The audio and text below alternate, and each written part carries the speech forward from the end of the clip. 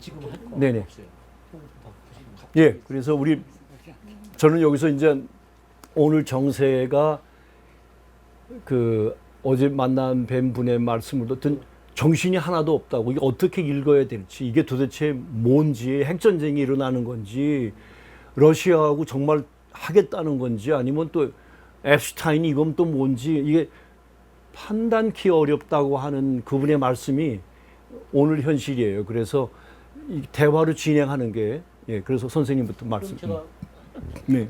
말씀드리면은 좀 크게 하셔야 네. 마이크에. 그럼 결국 지금 라스차일드를 비롯한 그 금융 지배 세력이 지금 전 세계를 지배를 하고 있는 거잖아요. 그런 지금 상황에서 도널드 트럼프가 무슨 목적으로, 무슨 이유로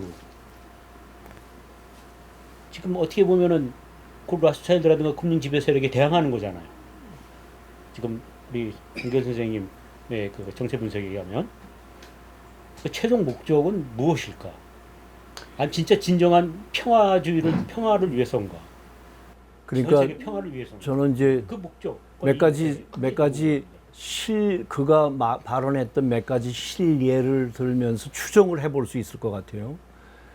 9.11 직후에 제가 이전에 4, 5년 전에 했었을 때 말씀드렸던 건가, 9.11 직후에 인사이드 잡이라고 하는 표현이 있어요. 그러니까 이건 이스라엘이 뒤에 있는 내부 소행이다, 내부. 9.11이 사우디아라비아로 대표되는 무슨 테러리스트들의 소행이 아니라 내부 소행이란 말로 인사이드 잡이란 표현이 나왔어요.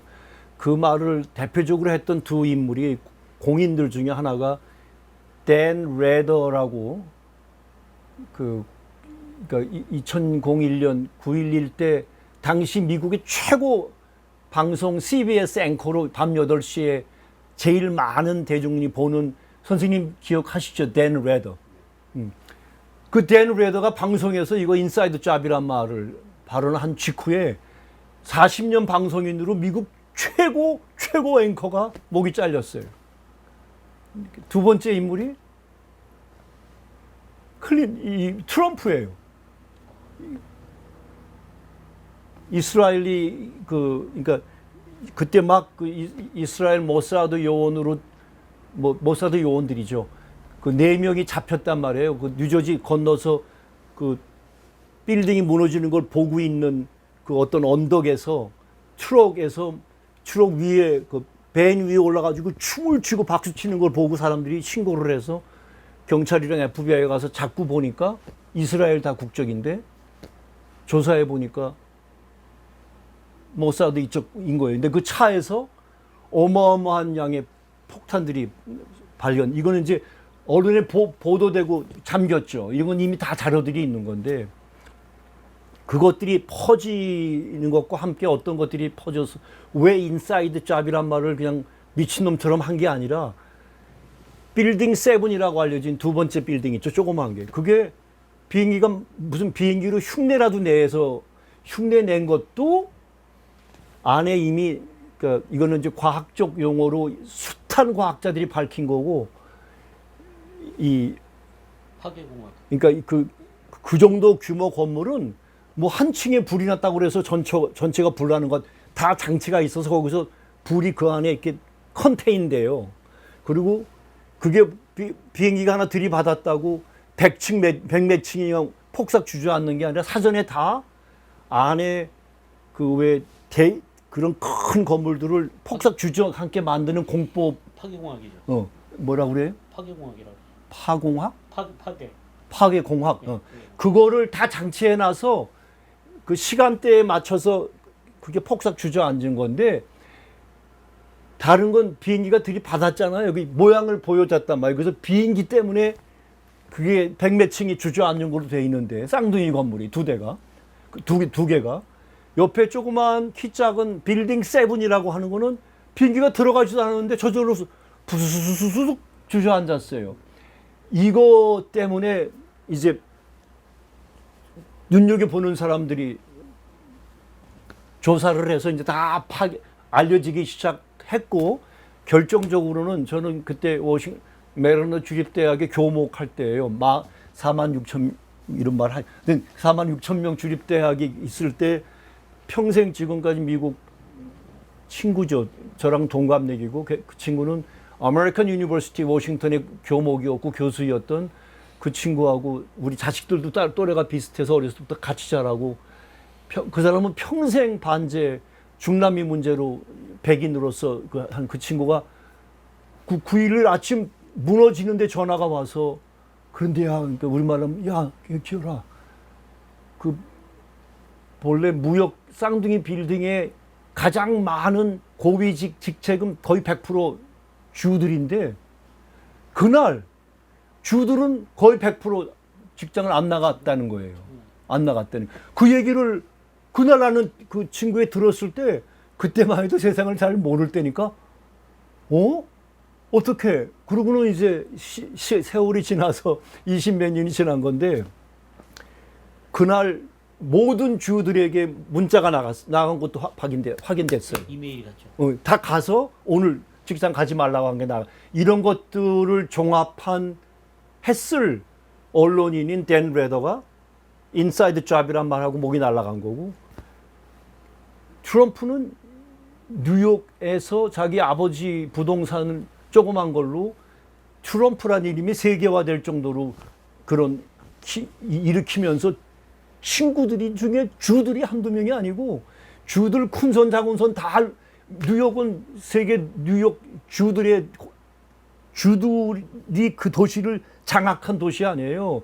영국 런던하고 그 월스트리트과 런던 그 파이낸셜 센터 그 두 개가 우리가 흔히 말하는 유대 금융 지배 세력의 본산지가 본래가 런던 파이낸셜 센터 그거고 뉴욕 월스트리트로 대표되는 곳인데 그래서 이번에 뉴욕의 그 시장 선거에서 30대 그 아랍계 청년이 시장 당선된다는 게 이게 놀라운 일이 주들이 모든 걸 장악하고 있는 거기서 그런 이변이 난 게 아까 말씀드린 영국 총리마저 팔레스타인 국가 선언을 지지할 정도로 이건 대표적인 미국의 대표적인 친러시아 친유대 친네타냐후였던 얘도 네타냐후한테 딜루저널 지금 당신 우리말로 뭐라 그럽니까 허황된 과대망상 공상가라고 할 정도라죠. 이 사람도 주예요. 이거 유명한 이거 뭐라 그러지 이거 무슨 락 뮤직 하는 사람인데 영어로 이게 자이언이즘이란 말을 그러니까 세상이 바뀌는 건데 이런 지금 상황을 이미 20몇 년 전에 트럼프가 그러니까 지금 트럼프를 보면 그도 어떤 천재인데 우리말로 하면 어떤 배포가 어떤 그것도 간단한 배포가 아니라 트럼프가 겪은 그 정치 political assassination 그다음에 judicial assassination 그러니까 사법살인과 정치살인을 10년을 넘게 받고 그다음에 미디어 그 디모니제이션을 그렇게 받으면 웬만한 사람은 미치거나 자살하거나 어떻게 했을 거예요. 그 압박을 그거를 버텨낸다. 아까 왜 도대체 이 사람은 자기가 빌리언웨어인데 도대체 뭐 때문인가? 그 추정에 들어가 보면 그리고 그가 했던 발언들을 대통령이 된 뒤로부터만 대선에는 이런 말까지 했잖아요. 제가 그것도 여기다 영상을 준비했는데 대선 기간에 온 세상이 놀랬던 발언이 오바마하고 힐러리가 ISIS를 만들었다고 해요. 선생님 ISIS 아시죠? IS, 이슬라믹 스테이트라고 하는 왜 목 따는 걸로 유명했던 극단적인 이거를 2007년 요르단에서 CIA, MI6, 모사드 이건 실은 하나의 하나의 동체예요. 영미 제국의 첩보 조직과 그들의 머리 같은 이스라엘의 첩보 조직인 모사드가 요르단에서 비밀리에 ISIS로 알려진 나중에 IS로 줄여서 부르는 이슬람 국가를 만들어냈다는 거를 대통령 선거에 뛰어나온 트럼프가 그거 하는 걸 저 발언 들으면서 그때 제가 받은 어떤 그 충격이 지금도 제가 아직 있어요. 그 10년 전 일인데. 그런데 그런 걸 종합하다가 대통령 되자마자 두 가지 큰 사건이, 그러니까 지금 선생님 질문에 제가 사실에 기초해서 추정을 한다고 하면서 지금 예를 드리는 거예요. 나토를 영어로, 나 그 영어로 영원히 못 읽을 거예요. obsolete. 그러니까 우리말로 낡아 빠진, 구시대의, 구태의연한, 쓸모없는 이런 뜻을 가진 말로 나토를 표현했어요. 이것도 쉽게 말하면 뭐라고 그러니까 지구가 한번 뒤집어질 만한 발언이죠. 그러니까 지오폴리티컬리 지정학적으로는 상상할 수 없는 발언인 거예요. 경천동 선생님 계속 경천동지할 만한 사건이에요. 또 다른 표현 뭐 있나? 하여튼 세상이 한번 뒤집어지는 그런 발언을 미친놈이죠. 그러더니 더 결정적인 건 미국이 소위 월드 폴리스라고 했단 말이에요. 자기네가, 그러니까 얼만큼 이 기독교, 웨스턴 크리스찬, 서양 기독교 이쪽 이 앵글로 아메리칸 컬처가 그 문화적 그 상징 용어가 히포크라시예요. 위선. 기독교 교회 나가신 분들이 여기 있는데 선생님 용서하십시오. 그 성가대도 하시는 분들 계시나. 그런데 하여튼 이 위선, 제가 그 안에서 소위 신학으로 뭐 석사까지, 물론 박사하기 때는 딴 걸 했지만 여하튼 간에 그 위선 덩어리인데 하여튼 딴 데로 흘리지 맙시다. 그래서 경천동지할 만한 발언을 했는데, 세계 경찰이라고 세계 제국이 자기를 세계를 다니면서 나쁜 새끼들 잡는 경찰이라고, 그게 미국이 자기를 자칭 불렀는데, 미국 대통령이 시작하자마자 미국 더 이상 세계 대통령 아니다. We can 할 수 없다는 발언을 했고, 왜? 돈이 없다. 지금 우리 다리가 무너지고 길이 망가지고 지금 병원이 그렇고 미국이 지금 엉망인데 우리 세상에 나가서 경찰할, 그래서 세계 경찰은 다른 말로 하면 글로벌 영어로 글로벌 헤제몬이라는 단어가 있어요. 헤제몬, HEGEMON이라고, 거기에 그러니까 패권 국가를 말해요. 그러니까 글로벌 세계 패권 국가를 세계 경찰이라고 말하는 거라면, 경찰 안 하겠다는 말은 패권 국가 안 하겠다는 건데, 그 말 다른 말로 하면 미국이 더 이상 아메리칸 엠파이어 안 하겠다는 거 아니에요. 있을 수 없는 또 하나의 경천동지할 발언들이 나오기 시작하면서 그 조선 북에 대한 이런 발언들로 이어지고 여기까지 쭉 오게 된 건데, 도대체 트럼프는 왜 그러는가? 트럼프가 대통령이 되면서 두 명의 대통령 영정을 자기 사무실에 이렇게 갖다 놓은 것 중에 하나가 링컨하고 뭐 케네디는 당연히 있지만 그 또 한 명이 링컨 대통령 앞에 대통령, 그러니까 민주당에서는 민주당의 아버지라고 부르는 그 사람이 3번 암살을 받았는데 그 사람은 살아났어요, 암살에서. 근데 몸이 병신이 돼서 대통령직을 수행 못하고 내려간 그 사람이 왜 3번 암살을 받냐면은, 지금 우리가 말하는 미 연방준비제도리 사회, 그러니까 영국 은행에서 돈을 빌려다가 국가를 운영하는 문제를 처음으로 제기한 대통령이 앤드류 잭슨 말고, 하여튼 제가 떠오릅니다. 그래서 총을 3번을 맞아요. 그 2명의 영종을 갖다가 걸었어요. 그리고는 윌리엄 맥킨리 대통령 얘기도 하고, 그러니까 그가 자기에게 영향을, 자기가 어떤 일종의 존경하는 우상, 마치 어떤 따라 배우는, 내가 저런 사람처럼 살겠다고 갖다 건 사람들마다 쉽게 말하면 유대 금융 지배 세력에게 저항하다가 암살된 사람들을 중요시 여겨요. 그리고 그들이 간 길을 똑같이 내용적으로 하는데, 링컨이나 그 앞에 그 3번 암살 받았던 분이나, 제가 이번 글에 밝힌 21대 대통령 내가 이름이 그 사람은 대통령 된 지 4개월 만에 암살돼요. 왜 되냐면 똑같은 이 은행 문제를 건드렸어요. 그리고는 대통령 되자마자 암살돼요. 그러니까 미국에 제가 몰랐던 대통령이 그 한 명이 있었고, 그러니까 암살된 게 트럼프가 암살됐다고 하면 모두 4명인데 3명 중에 제가 한 명을 몰랐다가 이번에 조사하면서 찾은 게 이번 글에 소개한 21대인가 22대 대통령 그렇게 해서. 근데 트럼프는 지금 그들이 갔던 길을 선생님 그대로 걷고 있어요. 거기다 미 연방 준비 이 페드 문제를 건드렸어요. 그 자기 일기 때 지난번 소개한 제넷 옐렌 미 연방 준비 제도 의장을 목을 잘라요. 지금 있는 임기가 남은 제리 파월을 물러나라고 하고서는 새로운 그 연방 준비 제도 이사회 의장에 앉힌 자들이 모두 다 페드를 반대하는 사람들이고 자체 연방 화폐를 만들겠다는 사람들이, 그런 또 양심들이 있는 거예요. 그런 사람들을 찾아서 거기다 밀어넣고 있어요. 그럼 선생님이 온 세상을 다 틀어지고 온 세상의 모든 걸 틀어진 사람이라면 선생님은 트럼프를 어떻게 하겠습니까? 없애야죠.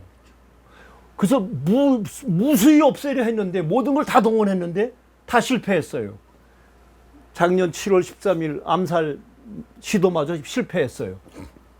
그거를 또 저쪽에서는 트럼프 공작이라고 그래요. 트럼프가 선거에 이기기 위해서 동정표를 모으기 위해서 자작극이라고 또 하는 그런, 그러니까 이 세상은 상상할 수 없는, 그래서 그 디셉션이 그 거짓의 정도가 상상을 초월하는데, 여하튼 그래서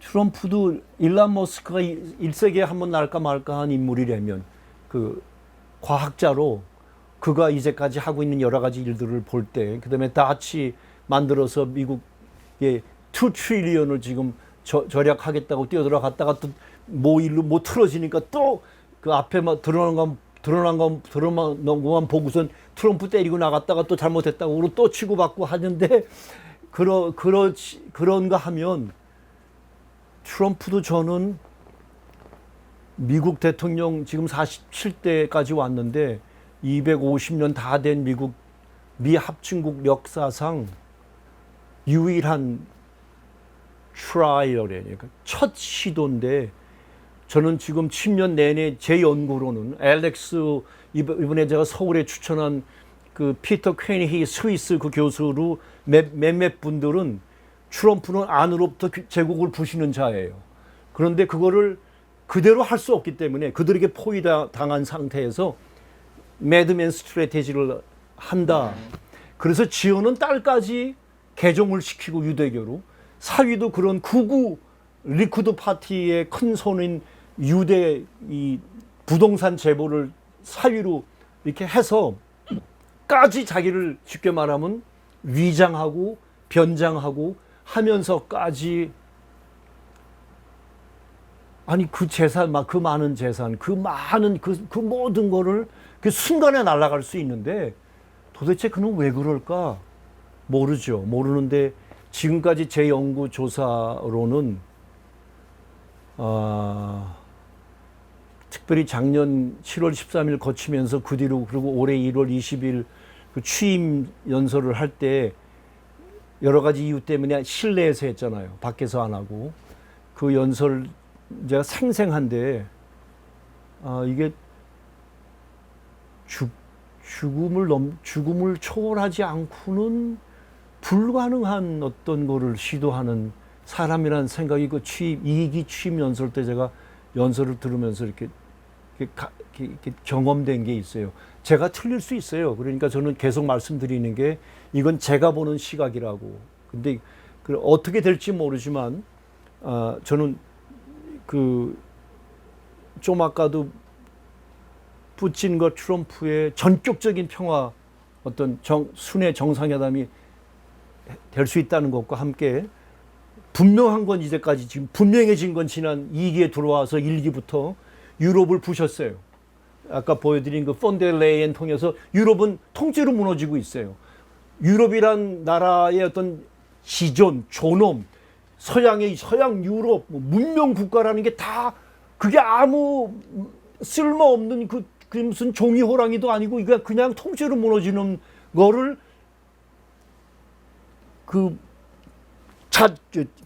결과시킨 건 트럼프의 미친 매드맨 스트래테지가 결과한 거고, 서울에도 제가 그 긴급 정세 대화하자고 했을 때 마지막에 질문 받고 드릴 때 애틀랜틱 파워라고 하는 걸 무너뜨렸다고 하면서 제가 말씀드린 게 영미 제국을 부셨다고 그랬어요. 그 앵글로 아메리칸 엠파이어는 금융세계 지배 세력이 2차 대전 끝나면서 대영 제국을 그대로 유지하면서 미국과 함께 세상을 만들어 놓은 건데, 지금 2기에 들어와서 완벽하게 부셨어요. 그 완벽하게 부셔서 대영 제국의 현직 수상이 작년 선거 때 트럼프를 떨어뜨리기 위해서 여기에다가 영국의 선거 공작 요원 100명 숫자까지 나왔어요. 100명을 미국에 파견시켰다니까 영미가 한몸뚱인데, 형님격인 대영 제국이 300년 정보 세상을 분열시키고 공작에 300년 노하고 있는 대영 제국이 트럼프를 떨어뜨리기 위해서 100명 특수요원들을 미국에다 파견했다고 할 정도고, 스타머는 지금 트럼프를 죽이려 했던 인물 아니에요. 근데 지금 트럼프는 앞에서 지금 껄껄껄 웃으면서 지금 하는데, 더 이상 앵글로 아메리칸 엠파이어, 그들이 만든 앵글로 아메리칸 엠파이어는 존재하지 않아요. 그리고 애틀랜틱 500년 대서양 세력도 붕괴된 거예요. 그리고 온 세상 앞에서 지금 트럼프는 유럽을 애들을 갖고 놀듯이 놀고 있어요. 쩔쩔매기하고 놀고 있어요. 카나다도 때리고, 하여튼 모두 때려요. 갖고 놀아요. 그리고 지금 우크라이나에서 지금 빠지려는데 만들어 빠질 수 없잖아요. 그러니까 쇼하죠. 그런데 지금 아까 맨 처음에 소개한 머저리 테일러 그린 같은 사람 통해서 대단한 여성이에요. 그러니까 저 사람도 목숨 몇 개 갖고 사는 것 같아요. 그 싸우는 거 보면. 일관되게. 저 여자가 지금 질렀어요. 키예브에 이건 무기 주는 거, 이거는 메가 선거 때 공약과 다르다고 치고 나왔잖아요. 트럼프는 말 안 하고 대신 해준단 말이죠. 네. 그래서 다음 요 한마디로 말을 좀 맺어봅시다. 그러니까 왜 그러는가? 다극세계라고 하는 이 시대의 탄생이, 이게 저는 그거를 제가 학자로서 전문가로서 정의를 인류사 전대미문의 초유의 사건이라고 그렇게 할 수밖에 없잖아요. 다극세계가 내세우는 대원칙들이 인류 역사상 단 한 번도 존재한 적이 없단 말이에요. 그게 그 상호 존중, 그 다음에 평화 공존, 공동 번영, 그 다음에 국가 주권 존중이에요. 그러니까 이거는 제국 시대, 옛날 시대에 힘 있는 나라가 작은 나라 치고 들어가고, 그게 지난 수천 년 인류 역사에 그게 쉽게 공식이라면, 다극 시대는 수천 년 인류 역사의 그 모든 그거 다 아닌 세상을 지금 추구하잖아요. 그걸 대표하는 세계 조직이 브릭스 아니에요. 네. 근데 그 브릭스 시대에 저는 트럼프는 다극 시대, 미국도 다극 시대의 한 일원으로 들어가겠다는데 말 그렇게 할 수 없잖아요. 그러니까 트럼프가 할 수 있는 건 미국이란 제국을 안으로부터 부셔야 될 거 아니겠어요. 근데 부시는 핵심은 딥스테이트로 대표되는 미국이 세계 제국으로서 활동하게 하는 핵심 조직들이 쉽게 말하면 CIA로 대표되는 대외국, 국내는 FBI 아니에요. 그걸 지금 죽이고 있잖아요. 그거의 대외 조직이었던 USAID를 죽였잖아요. 들어오자마자 첫날 죽였잖아요. 그들이 만들어 놓은 세계 제약회사들 앞잡이로 온 세상을 상대로 실험하고 숱한 사람 백신으로 죽이는 그 앞잡이 조직인 WHO를 탈퇴하잖아요. 첫날. 있을 수 없는 일을 하잖아요. 지금 사람이 먹는 음식 가지고 장난하는 FDA나 그 푸드 인더스트리, 그러니까 세계 대제약 회사들만큼 큰 먹는 문제 가지고 사람 목숨을 갖고 노는 이거를 폭로하는데 앞장섰던 케네디 가문의 지금 마지막 로버트 케네디 지금 보건부 장관 시켜서 지금 음식들 다 폭로하잖아요. 아이들 먹이는 음식들에 아이들 성장 발육 못하게 하고 온갖 병 생기게 하고 그거 뭐 지진아를 뭐라 그러죠? 갑자기 내 영어를 잊어버렸다. 그 어티즘이 그 옛날 자기가 자랐을 때 숫자는 그러니까 지금 숫자는 뭐 몇백 명 중에 한 명씩 있을 그러니까 상상할 수 없게 오티즘이 많아지는 건 음식에 들어간 이거라고 찍어서 고발하는 일을 하는 사람을 보건부 이 음식 결정하는 사람을 안 치고 들어가서 이거 다 폭로하잖아요. 이것보다 더 큰 혁명이 지금 없어요, 미국 내에. 이거는 보도가 안 돼요. 근데 우리 보도는 앱슈타인으로 트럼프 이거 페도파일 이렇게 들으니까 이 논리가 옳은 것 같아서 따라가는데 헷갈린단 말이에요. 그러니까 이거 어떻게 봐야 되는지 모르겠다고 흔들리죠. 그래서 내가 서울에 실은 긴급 정세 얘기를 내가 그쪽 동지들 후배들한테 제가 제안했어요. 그러니까 당장 자기들도 필요하니까 하자고 해서 바로 자리 만들었을 때 제가 지난번 들어오시라고 말씀드린 건데, 그래서 그날 끝나고 그 통일지대연구원에서 시간이 되시면 우리 매달은 선생님 지금 여기서 하시니까 격월로 그래서 2달에 한 번씩 그걸 계속 하기로 했어요. 그런 식으로 부원장한테 저한테 사전에 10개 정도 질문을 먼저 조사해서 보내면 나는 그거 가지고 부원장이 하나 질문하면 그거에 대한 그래서 제가 이전에 제가 기본 발제하고 마지막에 질문 한두 개 하고 끝나던 형태를 벗어나니까 나름대로 밤낮 이것만 붙들고 씨름하는 제가 갖고 있는 걸 나눠드려야 되는데 제대로 다 못 나누고 끝날 때가 많아요.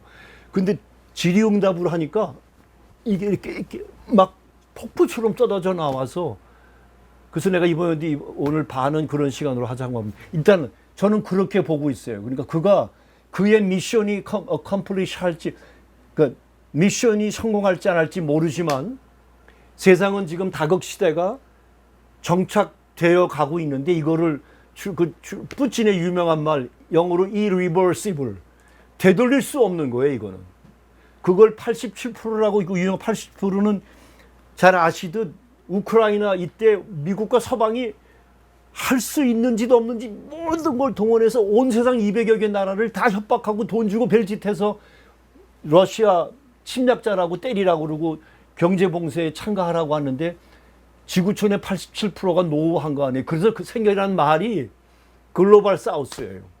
오늘 글로벌 사우스는 다극 시대예요.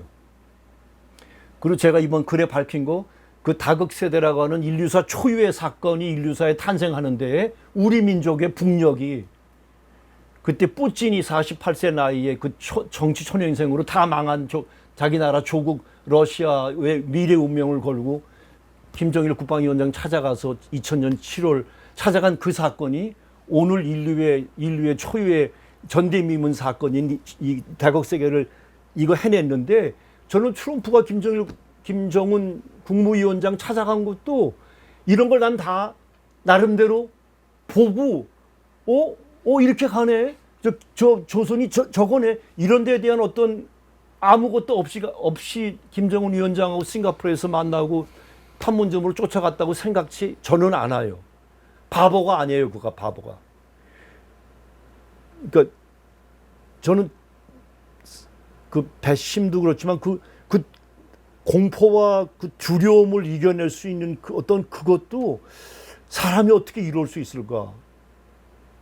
우리가 살다 보면 그런 거 있는데 왜 무섭고 두렵고 겁이 날 수 있는데 그거를 10년을 그것도 온 세상으로부터 악마화되고 온 세상으로부터 그렇게 순간순간 그런데 그거를 어떻게 숨을 쉴까? 난 저 사람 잠은 어떻게 잘까 싶은 생각이 들 정도인데 그걸 헤쳐간다?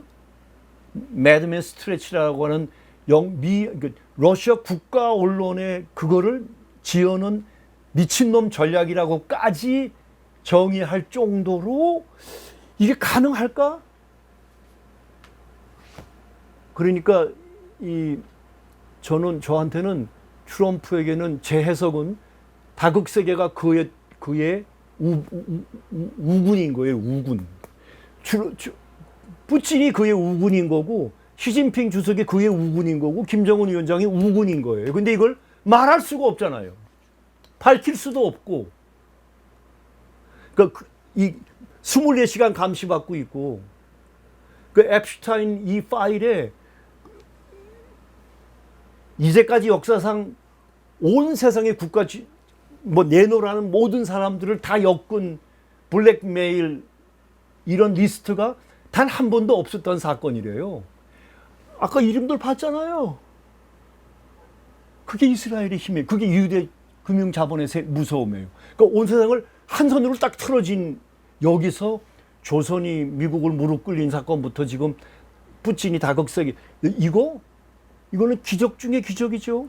근데 거기에 미국의 또 다른 기적인데 이건 미친놈 흉내하지 않고는 불가능한 지금 모험을 하고 있어서 제가 지난 내내 21세기 돈키호테라고 했는데 요번에 글 발표하면서 쓰다 보니까 앞에다가 영어에 가장 미친 크레이지스트 아주 미쳐도 완전히 미친놈 행태한 완전히 미친놈 발언을 요즘 하잖아요. 뭐 하루아침에 50일 했다가 뭐 열흘로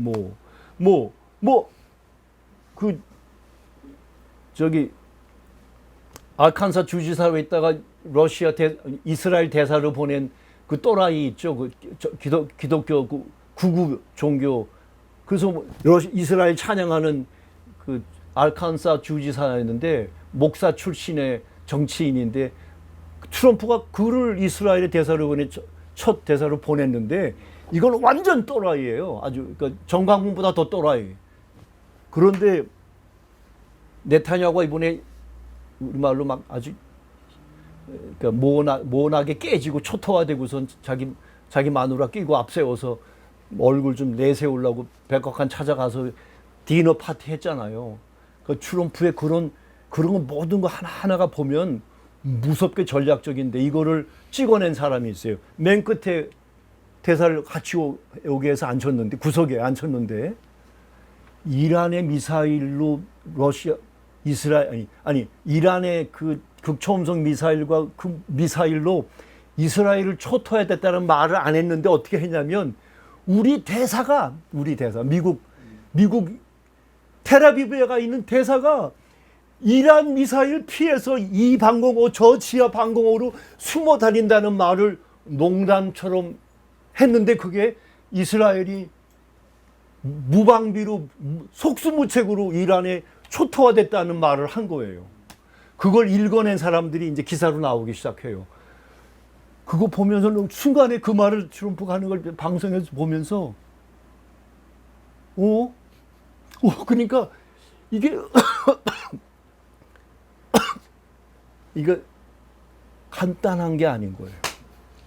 그러니까 그렇게 해서 바보 만들고 그러니까 살려고 미국 대사가 감히 텔아비브 이 방공호 저 방공호 미사일 숨어 다니라고 이렇게 했다는 말로 그러니까 다들 그때 웃었지만 얼마나 철렁했겠어요. 쟤들은 지금 이스라엘은 다 봉쇄했잖아요. 아무도 못 듣게 하고 못 보게 하잖아요.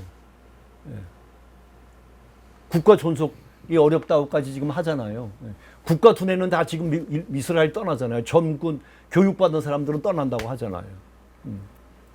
근데 자꾸 전쟁하겠다고 공격하겠다고 하니까 트럼프는 노 했잖아요. 너 하려면 네가 하라고 나는. 그러니까 그거를 또 트럼프가 승낙했다고 말은 하는데 트럼프가 우리는 이번엔 안 하겠다는 말은 이놈들이 또 보도를 안 해요. 근데 노 했어요. 너는 하려면 하라고 나는 근데 이번에 안 들어간다고 그랬어요.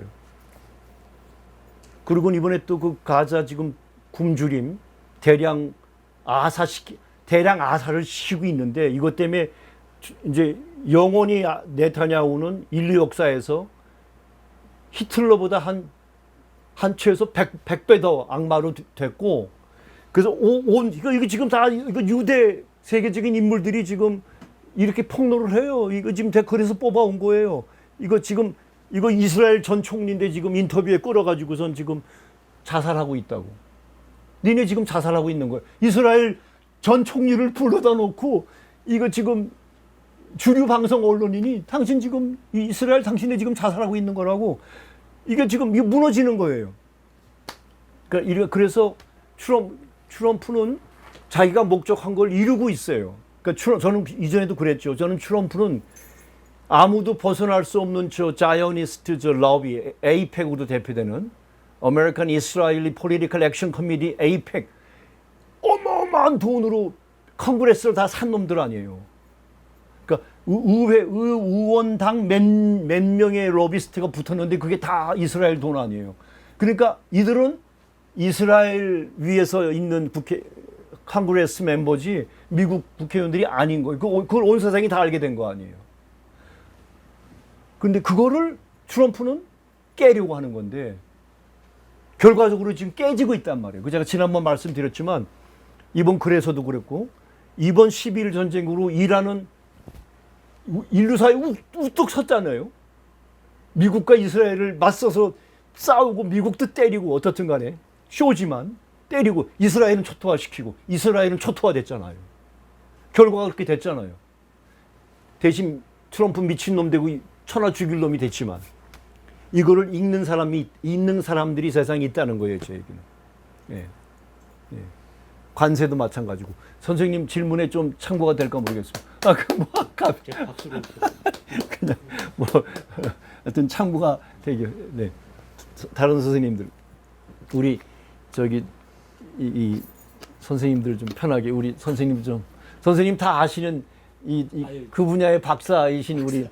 정말 오늘 그러니까 저도 많이 몰랐던 부분들 많이 이렇게 그 디테일한 정보들을 주셨고 그래서 굉장히 저도 또 조금 도움이 됐고 이제 좀 크게 제가 안 들리는 이미 궁금했던 부분들은 다 말씀하셔가지고 제가 예, 뭐 더 이렇게 여쭈어서 더 제 궁금증에 살을 붙일 정도까지는 없을 것 같고요. 예. 그러니까 너무 좋은 말씀들을 많이 해주셔가지고 네. 다만 이제 제가 이제 그냥 갑자기 생각이 난 건데. 네.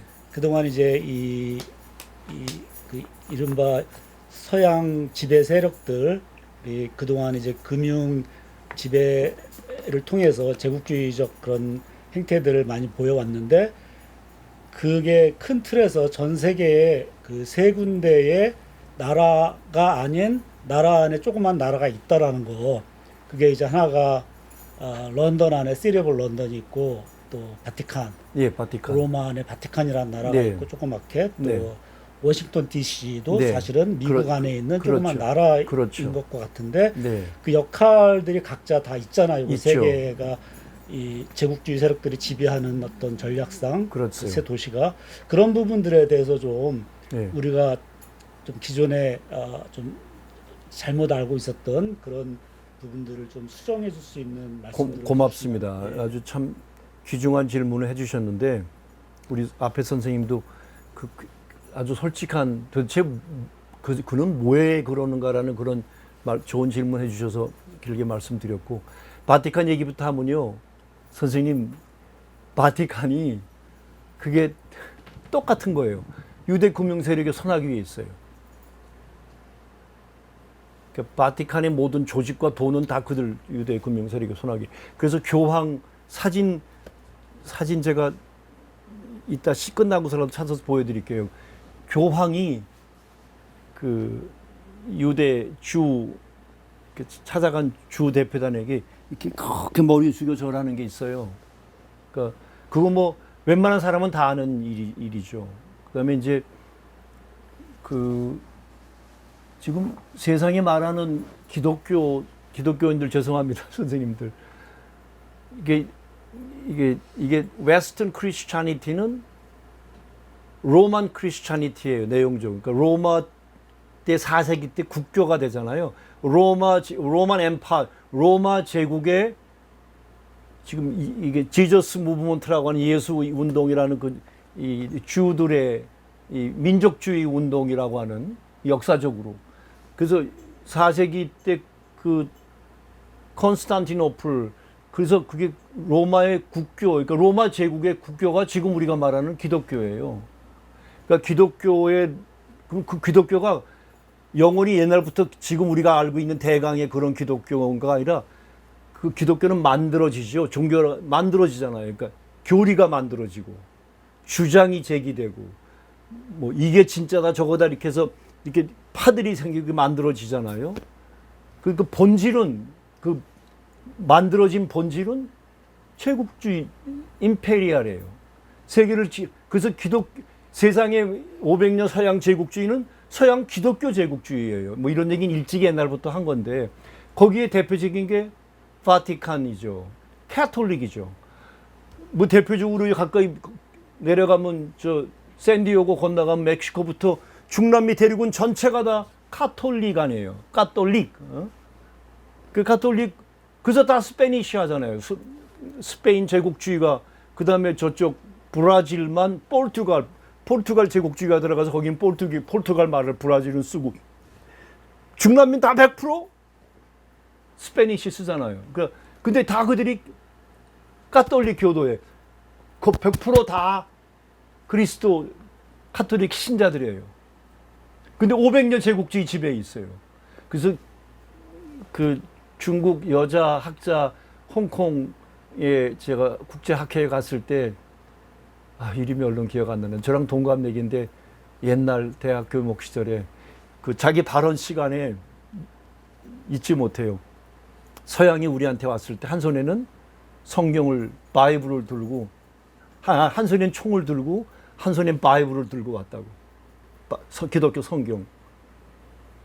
그러니까 서양 500년으로만 말하면 온 세상을 지배한 서양 제국주의는 온 세상 서양 기독교가 다 나가서 서양화 됐다는 말은 기독교화 됐다는 말이고 우리 대한민국마도 지금 제일 많은 종교 이렇게 구분을 하면 기독교가 대한민국에 제일 많죠. 뭐 지금 신천지부터 뭐 저기 통일교부터 지금 저 정광훈부터 지금 뭐 건진 법사는 또 무슨 하여튼 몽땅 다 지금 대한민국에 이건 흔히 제가 이번 글에 쓴 문화 제국주의 문제예요. 그 사람들의 의식을 마비시키죠. 민족성도 파괴시키고 말도 잊어버리게 하고 역사도 모르게 해서 얼굴은 중남미고 다 흑인이고 다 동양인데 여기에 들어간 건 다 저들이 제국주의가 지배하는 지배자들의 논리가 들어가서 그걸 저는 대학원 박사과정에 그 왜 저 오리오 쿠키 과자 있죠.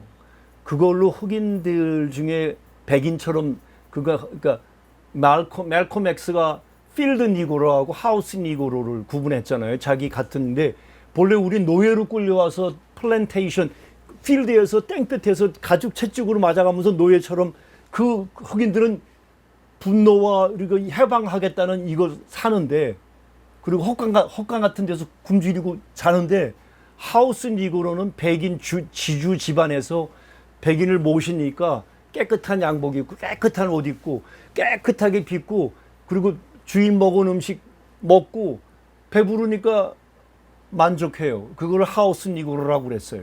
그러니까 지금 미국의 민주당 지금 원내 총무가 그 흑인이에요.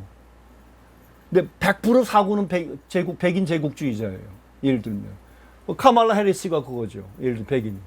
오바마는 더 무서운 일이죠. 이전에 말씀드렸지만 그 주 엄마 통해서 어려서부터 일찍이 그렇게 해가지고 이번에 이 무서운 이제 범죄가 드러났으니까 그러니까 이번에 오바마하고 힐러리가 만약에 법정리에 선다 이거는 그들이 쓰는 게 아니잖아요. 뒤에 지금 벌써 지금 조지 소로스 불려 나왔죠. 그 뒤에는 로스차일드가 있잖아요. 이거를 감히 건드릴 수 있을까? 이 과정에 누가 어떻게 죽어 넘어갈지 모르죠.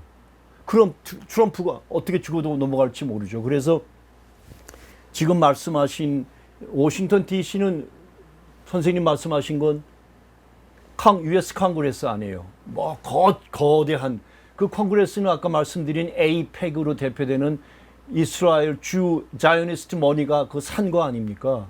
그러니까 온 세상의 제국주의를 자기들이 무슨 의회 민주주의란 이름으로 제국주의 침략 전쟁과 온 세상의 약탈과 온 세상의 피바다 만드는 거 다 법의 이름으로 하잖아요. 자기들이 의회의 법을 통해서 한다고 하잖아요. 그러니까 온 세상은 다 대한민국은 미국 영어로 카피캣이라고 아주 그대로 모방해서 의회도 뭐 민주당 무슨 당 뭐 무슨 선거가 어떻고 백날 그거 그거로 다 미국이 망하고 서양이 다 망했는데요. 망한 거를 모방으로 따라가면 그리고 제 민족 북은 다 악마로 치고 중국 동산당 악마로 치고 허구한 나중에 유튜브 들어가면 시주석 실강얘기 나와요. 그건 물론 CIA가 하는 거죠. 한국 시켜서. 요즘 한국의 유튜브 방송 들어가면 우리 방송을요 영어로 그 우리 기사인데 치고 들어가면 영어로 나와요. 자막이 아니라 영어가 나와요. 무섭죠. 뭐 요즘 대한민국에 나오는 영화 제목들, 드라마 제목들은 다 영어를 우리말로 뭐 try love 여하튼 대한민국 언어의 그 공교육부터 언론에 이르기까지 이 언어의 식민주의화, 미국 이거 영어화 무섭습니다. 그러니까 문화 제국주의죠. 거기에 치명적인 게 언어와 함께 종교죠. 그 기독교, 서양 기독교죠. 서양 로마 제국주의 기독교가 오늘 2000년 뒤에 오늘 온 세상을 이렇게 지금 자기가 누군지도 모르고 제 민족이 뭔지도 모르고 민족주의 한다고 낡은 거라고 버리고 서양 거 갖다 뒤집어 쓰고 그렇게 사는 그런 형식인데 제가 그 서양 얘기하다 보니까 어저께 이런 기사가 떴는데 이거 내가 올리지 않았나? 스웨덴에서요 그 우크라이나가 나토 멤버가 되고 회원국이 되고 유럽 연합 회원국이 되려면 동성애 결혼을 법으로 허락해야만 받아주겠다고 스웨덴이 정부 그리고 사진이 남자끼리 뽀뽀하는 걸 그게 서양이에요 지금. 그러니까 소위 서양이란 그래서 그 우크라이나 대리 침략 전쟁 벌어지면서 그 생각 있고 깬 그 동방 정교회, 그러니까 이 러시아 정교회, 이 그리스 정교회 사람들 중에는 제가 제 책에 소개한 분은 서양의 문명이란 건 없다고. 그 서양의 문명이란 건 뭐냐면 침략과 전쟁밖에 없다고. 약한 자 때려 그러니까 그 law of jungle이라고 정글의 법칙이 그게 그걸 어떻게 문명이라고 할 수 있냐고. 근데 우리는 다 서양을 바라보고 서양 문명을 따라가겠다고 서양을 따라 배우자고 한 게 우리가 배운 역사 아니냐고. 일본은 지어는 그래서 입구를 일본을 대표하는 철학자라고 한 케이오 대학 세운 그 사람은 서양으로 들어가기 위해서 탈아시아를 탈출해서 구는 구주라고 해요. 러시아, 유럽을. 그래서 유럽으로 들어가자고 하는 걸 주장한 게 일본을 대표하는 철학자라고 하는 그게 현실이잖아요. 대한민국 지금 보세요. 100% 미국 모방하고 미국 따라하고 미국식으로 하고 미국이 기준이 되고. 근데 그건 벌써 이미 다 다국시대 21세기 다국시대에 지금 무너져 내리고 있는데. 그래서 선생님 그 아까 핵심으로 얘기하신 그 바티칸하고 워싱턴 DC하고 그 시티 오브 런던 이 부분은 시티 오브 런던이 제일 상징적으로 그 로스차일드로 대표되는 그 요번에도 그분이 아주 너무도 명확하게 알렉스 크레이너가 1814년에 워털루 전쟁 있죠. 워털루 전쟁은 흔히 들어봤죠. 영불 전쟁. 그때 그 전쟁 때 영국이 승리했는데 영국을 틀어지고 있던 로스차일드가 주식시장에서 갑자기 폐색이 짙어가지고선 막 지시를 해가지고 주가를 막 매도하기 시작을 해요. 그러니까 그 사람들은 로스차일드를 큰 손을 보고 있다가 워털루에서 우리가 영국이 졌나 보구나 하고서는 자기들도 가진 주식을 다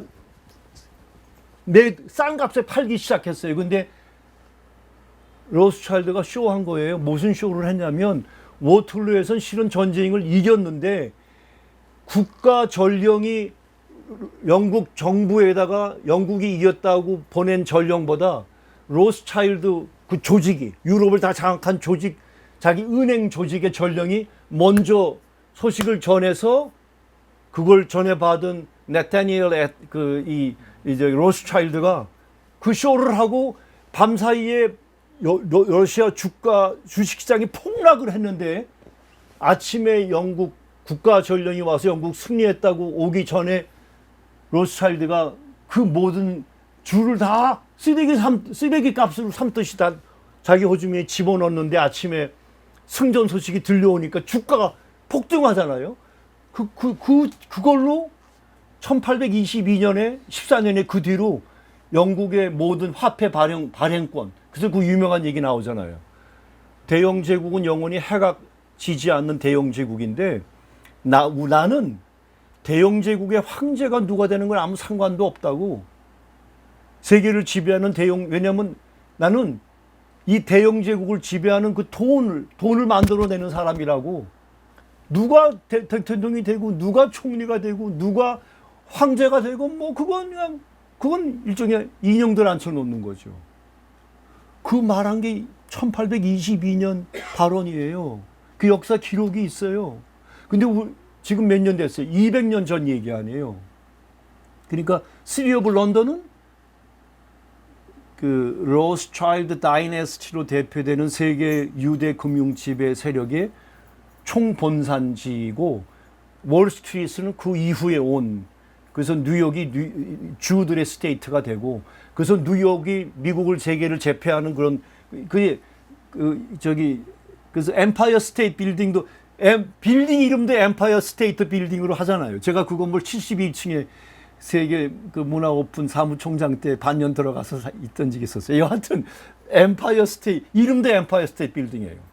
하여튼 그 시티 오브 런던 그 월스트리트로 대표되는 뉴욕 그리고 FRB 이게 지금 미 연방준비제도이사회의 전국에 12개 조직이 있는데 미국의 모든 돈을 쥐고 있는 그것의 마더 근본은 뉴욕 연준이에요. 그 모든 걸 쥐고 있어요. 예.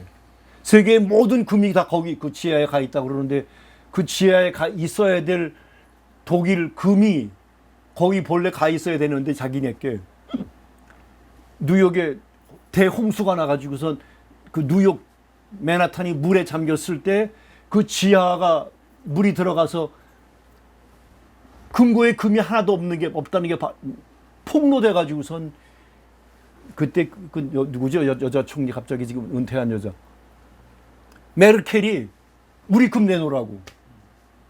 그거는 언론에서 사라져요. 그냥 흐지부지. 그러니까 온 세상이 미국의 달러를 다 뭐라고 그러죠? 기축 화폐 월드 리저브 커런트로 가지고 있었을 때 미국 국채를 갖고 있는 게 자기네 국가 부채를 지키는 거였고 그 나라들도 자기네들의 모든 금은을 다 미국에다 갖다 맡기면 자기네 그 국가 부가 지켜진다고 생각했는데 막상 그 대홍수 나가지고 맨하탄이 난리 났을 때 자기네 금이 하나도 없는 게 근데 뭐 그냥 보지. 그래서 시티 오브 런던 그 바티칸 그것도 독립국가 같은 거 아니에요? 예. 자기 외교관 다 있고 자기는 다 있잖아요. 그다음에 워싱턴 DC 다 아까 맨 처음에 말씀드린 한마디 글로벌 그 주위시 뱅킹 파워가 공이 지배하는 곳들이에요. 그러니까 기독교는 종교는 외피죠. 이게 외피죠. 그러니까 종교라는 외피를 쓰고 하나님의 이름으로 세상을 바보 만들고 500년씩 노예로 살게 만들죠. 그래서 그들 말을 쓰고 그들 종교를 가지면 어떻게 그들에게 미래가 있겠어요. 문화제국주의죠. 그 총칼 제국주의보다 무서운 게 문화제국주의라고 하죠. 선생님 이미 아시는 얘기 제가 말씀드린 거 아니에요? 자세한 정보를 또 더 주셔가지고 참고한. 얼마 전에 기사를 봤는데 워싱턴 DC를 이제 트럼프 진영에서 나온 얘기가 워싱턴 DC를 해체하고 그 일본제 그 주로 다시 이렇게 일반 주로 뭐 만든다는 얘기도 나온 것 같은데 제가 잘 100% 확실하게 본 건 아닌데 그런 얘기를 본 기억이 납니다. 그래서 그러니까 워싱턴 DC를 지금은 하나의 독립된 조그만 도시 국가인데 그 미국과는 관계없는 국가거든요. 사실은 그게 네. 현재로서. 근데 그거를 없애버리고 그냥 일반 주로 그러니까 그 주 승격 운동은 오래됐어요. 예, 그건 실은 그런 얘기가 나와요. 흑인들 쪽에서 먼저 나왔어요. 데모크렛 쪽에서. 왜냐하면 주 하나가 그게 데모크렛에게 넘어가면 그건 따놓은 당상이니까. 왜냐하면 다 흑인은 민주당 쪽이니까. 그렇죠. 예. 예. 그래서 그건 이미 옛날부터 그래서 그 스테이트로 디스트릭 오브 콜롬비아를 그 DC 그 거기를 스테이트로 하고자 하는 건 이미 오래된 거고. 근데 그게 한 번도 이렇게 승격이 안 됐는데 지금은 그들이 급하니까 이번에 모두 3천 그러니까 미국 인구가 3억 2천만 3천만이라고 그러는데 그 바이든 4년 동안에 오픈 보도 열어 가지고선 들어오겠던 목적이 정상적인 그 노멀 일렉션 그 정상 선거로는 이길 수 없어서 그 난민들을 들어오게 해서 주로 스윙 스테이트 일곱 개 지역에다가 거주케 해서 한 다음에 그들에게 투표권을 주자가 민주당이 주장한 거예요. 그 투표하려면 미국 시민권이 있어야 되잖아요. 영주권자들도 하나요? 아니죠. 영주권은 못하겠죠. 못 하잖아요. 그러니까 시민권이 있어야 돼만 하는데 아무 이거 뭐죠? 신분증 조사 없이 누구나 투표하게 하자고 한 게 민주당 선거 전략이었는데 그때 들어온 총수가 이 바이든 물러났을 때 밝혀진 게 20 밀리언이라고 했는데 지금은 36 밀리언으로 올라갔어요. 그러니까 3,600만 아니에요. 인구가 3억 3천만인데 그러면 몇 프로입니까? 한 3% 정도, 10% 정도가 12%. 그러니까 근데 그 중에 아까 선생님 제가 그 이민권 얘기했을 때 선량한 그리고 정말 먹고 살기 위해서 선량한 사람들이 아메리칸 드림을 갖고 여기를 오는 거 그거는 정말 길을 열어야 되는데 세상에 나쁜 어떤 숱한 이런 나쁜 놈들은 그 로컬로는 멕시코만 치면은 드러그 카르텔이 이거를 이용해서 온 세상에서 주로 범법자들 잘못한 사람들이 돈 주고 미국과는 여기 미국 가게 그러니까 멕시코까지만 오면 아니면 뭐 혼두라스 오면 니카라과 오기만 하면 거기서 루트로 해가지고 국경 넘어서 들어가겠다고 한 것 때문에 천문학적인 휴먼 트래피킹 비즈니스가 이 민주당 소위 선거 전략 때문에 생겼단 말이에요. 근데 그 과정에 어마어마한 사건들이 섹스 트래피킹이 발생했잖아요. 여자들 뭐 망가지는 거 말할 것도 아이들 망가지는 거 말할 수 없는데 이번에 국회에서 보더 컨트롤 바이든 때 했던 사람이 양심 선언하고 폭로한 게 내가 있었을 때까지만 해도 그 들어와서 등록한 아이들 중에 어린 아이들 30명이 지금 30만 명이 지금 종족 행방불명이라고. 그게 차일드 섹스 트래피킹이에요. 그러니까 페도파일의 문제는 그런 게 문제인데 앱슈타인, 이 모사도 이들이 온 세상을 다 틀어주고 있는 이걸로 트럼프를 죽이려 했다가 이거 지금 겨우겨우 빠져가는 것 같아요. 지금 상황은 빠져가는 것 같은데 여하튼 제가 요걸 보여준 이유가 여기 영어에 이 알렉스가 이 말을 많이 해요. 트럼프를 읽을 때 세상을 읽을 때 우리말로는 아까 제가 얘기한 거 글줄 뭐 기사를 읽을 때 글줄 사이를 읽으라고 하죠. 그다음에 표현된 거 이면에 어떤 뜻이 있는지를 읽어보라고 하잖아요. 그 영어로는 connecting the dots라고 그래요. 이렇게 그 점들을 연결해서 이게 도대체 이 말을 했는데 이게 정말이야? 이 말을 왜 했어? 혹시 이거 얘기하려 한 건 이거를 영어로 connecting the dots라고 하는 영어 표현이 있는데 그러니까 이민 그 국경 이의 문제는 그런 재반 문제가 함께 선거 문제만이 아니라 그러니까 지금 3,600만이든 2천만이든 여기에 들어와 있는 그 사람들 중에 그 선량한 사람들보다는 여기 MS 여기 13 뭐죠? 예. MS-13 그 엘살바도르 갱 무서운 조직. 갱 조직 이런 애들이 들어와서 뭐 상상할 수 없는 번제를 약탈도 많이 하죠. 요즘 어. 약탈 많이 벌어지는 게 대부분 그런 애들이. 그렇죠. 근데 그거를 통제를 못 해요. 그러니까 또 지금 민주당은 또 트럼프가 이민 이걸로 또 불법이라고 그래가지고 법원들 동원해가지고 틀어막고 있으면서 지난번에 여기서 또 대치했죠. 이민국 직원하고 여기 시티하고 여기 무슨 여기 조직들하고 막 시내에서 대치하고 그랬죠. LA에서. 그러니까 그래서 미국은 그냥 붕괴하는 거예요. 그러니까 붕괴란 말을 제국이라는 시스템은 여기 이 땅은 정말 적과 꿀이 흐르는 이거 성경 표현에 그런 복받은 땅이에요. 이 미 대륙은 여기에는 그러니까 온 세상 사람들이 와서 정당하고 합법적으로 그리고 선량한 사람들이 와서 여기서 복되게 살아야 돼. 자손만대 살아야 되는데 그러나 이게 지금 미국이라는 대제국 글로벌 헤제몬 세계 패권국 아니면 500년 일극 세계를 대표하는 이 미국의 오늘 이 시스템은 지금 속수무책으로 자기들끼리 싸우서든 어떻게 해서든 속수무책으로 무너지고 있는데 그중에 대표적인 사건이 30만 명의 아이들이 선생님도 보셨죠? 그 숫자는 30만 명에 30만 명, 3만 명도 아니고 3천 명도 아니고요. 이거를 의회에 보더 컨트롤 책임을 졌던 사람이 바이든 그때 마지막 때 양심 폭로했어요. 내가 있을 때만 해도 속수무책이었다고. 근데 위에선 막지 말라고 내려온다는 거예요. 그러니까 이런 얘기는 안 한 채 우리 여기 여성 김 선생님 한 분 또 왜 이민 문제 가지고 막 화는 많이 마음 아파하신 분 계시잖아요.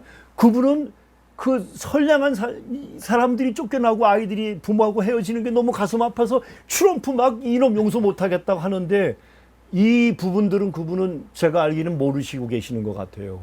그러니까 이렇게 이게 선거 조작을 위해서 이렇게 지금 거의 안 보여주는 것 같아요. 네? 미디어는 거의 그런 안 부분은 얘기해주죠. 보여주고 안 얘기해주죠. 그 아주 드문 케이스로 뭐 불쌍한 가족이 뭐 애를 뭐 떨어져서 이렇게 쫓겨났다 이런 것만 부각시키는데 하죠. 그거는 정말 어쩌다가 주로 범죄자들 중심으로 이렇게 찾아가지고 이렇게 디포트 시키는데 그 중에 어쩌다 조금 이렇게 그물망에 걸려서 나오는 일일지는 모르겠는데 더 큰 문제들은 대부분 다 약탈하고 네. 대부분 그 불법 체류다 국경 넘어올 때 거의 다 그 90% 이상이 군대 갈 나이, 네.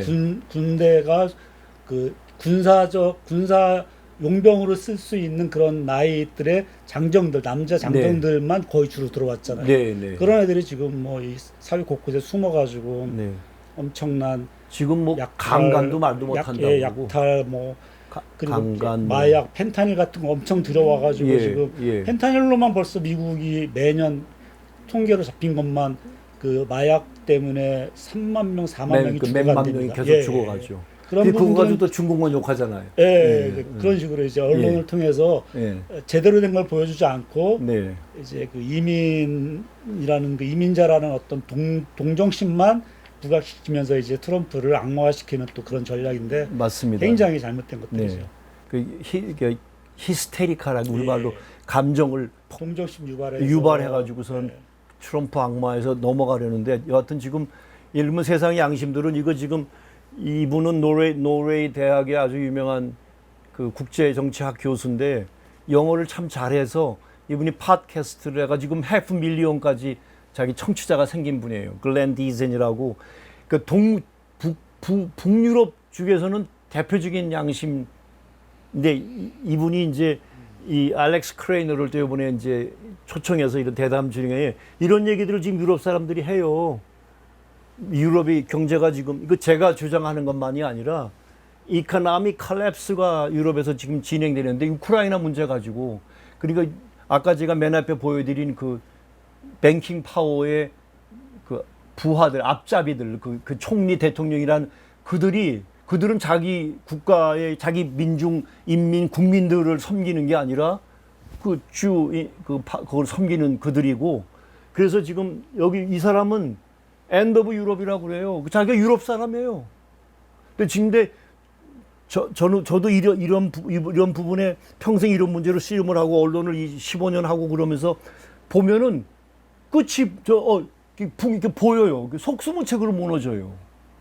그러니까 이번에 그 유럽 의장 폰데르 레이엔 그 독일 그 의사 출신의 국방장관이라는 그거는 그 코비드 기간 동안에 천문학적인 그 파이자한테 돈 받고 유럽 인구의 2배나 많은 그래서 8억 정 백신을 그것도 비밀 계약으로 그걸 밝히질 않아요.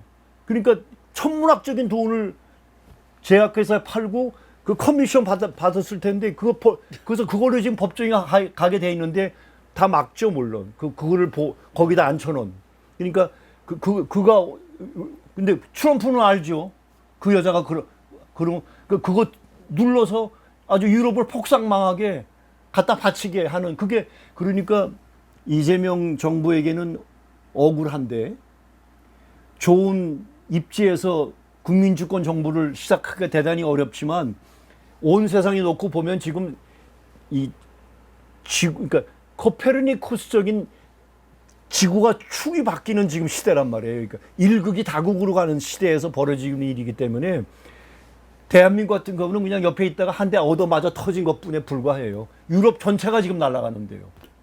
유럽 전체가. 그래서 이번에 인도를 또 때렸잖아요. 관세로. 그래서 인도가 지금 나는 왜그 바이든 때는 바보들이라고 그랬고, 그러니까 중국과 러시아, 조선을 동시에 때리면, 이란을 동시에 때리면 내 나라가 손을 잡을 거 아니겠어요? 그럼 아니 조선을 혼자 때리려든 아니 이란을 죽이려든 러시아를 그러려면 그거를 자기들이 잘하는 디바이드 앤 컨커를 해야 되는데 이들이 오죽 급하면 동시에 다 모두 때리니까 맞는 사람들이 이 새끼 봐라 하고서 맞는 사람들이 함께 그게 다극 시대를 더 빨리 뿌리 내리고 공고화시키고 브릭스를 확장시켰단 말이에요. 근데 이번에 인도를 때렸잖아요. 근데 인도는 늘 냉전 때도 그랬고 늘 가운데에서 이렇게 양쪽 플레이를 다 했어요.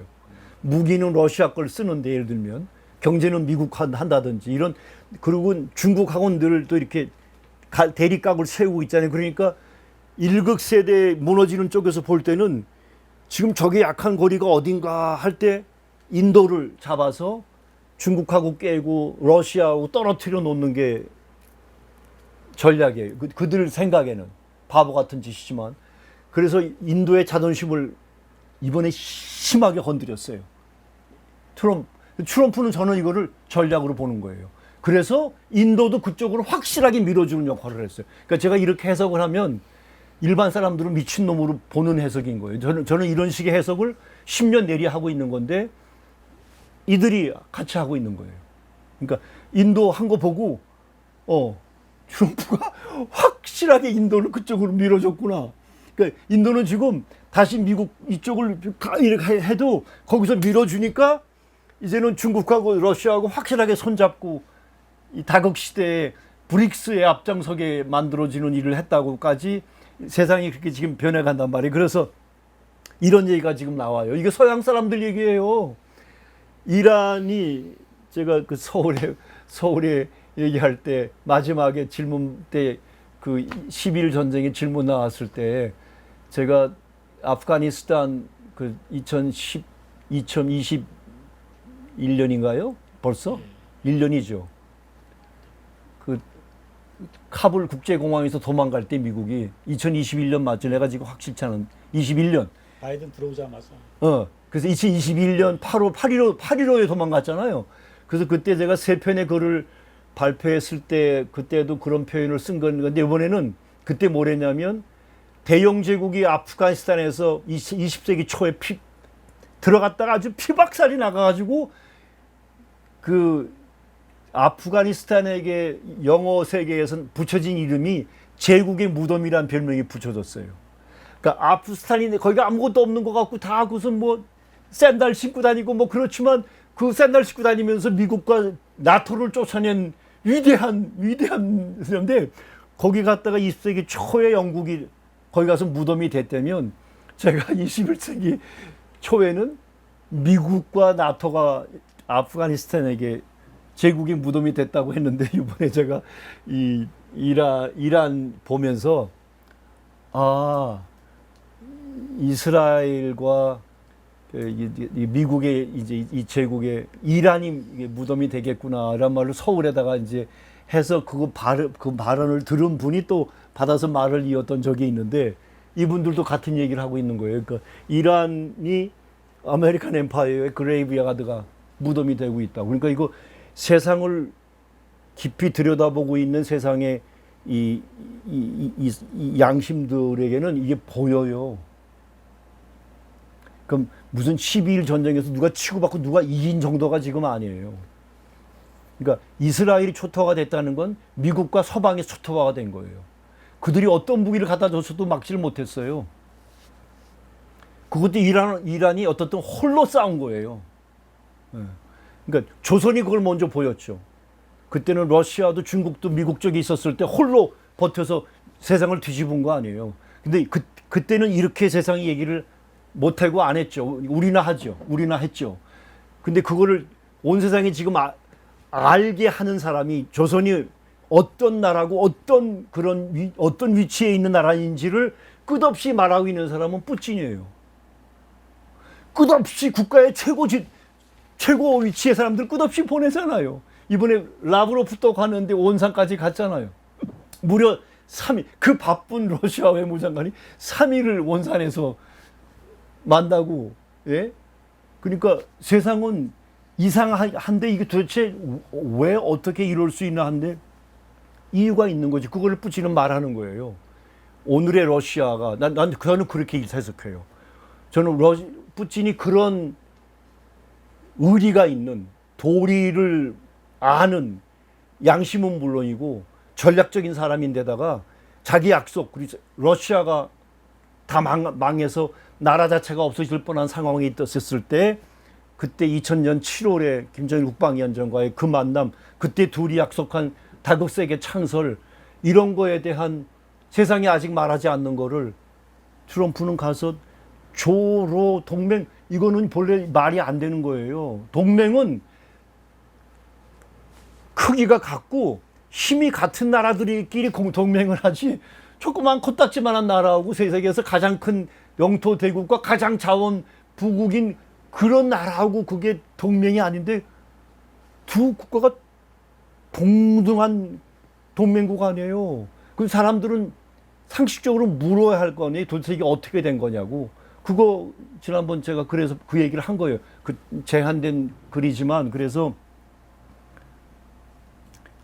이 이란 이번 12일 전쟁으로 제가 책을 쓰겠다고 시작한 게, 쓰다 보니까 100페이지를 지금 썼는데 어차피 이런 거 관련해서, 그래서 아프가니스탄 관련해서도 썼지만 이번에 이 12일 전쟁은 더 비할 바 없이 큰 의의는, 이스라엘은 온 세상이 지금 팔레스타인 200만, 그 팔레스타인 수십만, 이들을 지금 끝없이 80년을 피바다를 만들고 쫓아내고 해도 온 세상이 아무것도 못했던 기가 막힌 역사를 12일 전쟁으로 이게 판이 뒤집히는, 야, 이걸 어떻게 강조해야 될까요? 그러니까 아무리 강조해도 어떻게 표현할 수 없을 정도로 12일 전쟁이 갖는 의의는 인류사에, 왜냐하면 이스라엘이 초토화된 건 영미 제국과 서양 500년 제국이 초토화된 겁니다. 그 표현이 아까 스타머하고 마크론하고 지금